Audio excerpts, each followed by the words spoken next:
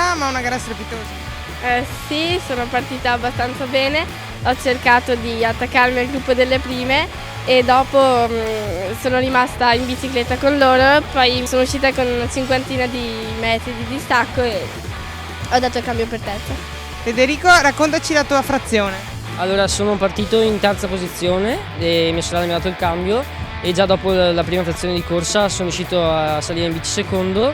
La frazione ciclistica l'ho fatta praticamente in solitaria e sono entrato in zona cambio insieme all'atleta del Minerva che mi ha raggiunto proprio negli ultimi metri e alla fine dell'ultima corsa ho tenuto duro e siamo arrivati quasi volata per dare il cambio al terzo frazionista, è andata bene.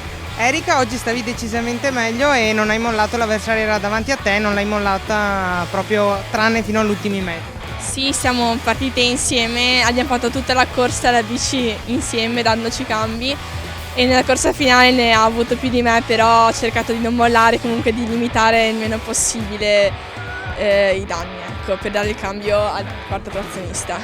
Federico, oggi hai corso per la squadra ma un po' anche per vendicare i crampi di ieri. Sì, ieri non è stata una gara felice, però oggi bisognava pensare a oggi e ho dato tutto per la squadra. È stata una vittoria molto importante perché siamo riusciti a domare quella che da anni ormai è la squadra più forte in Italia, quindi vuol dire che stiamo crescendo e stiamo lavorando bene e di questo sono molto contento. Forza Sica!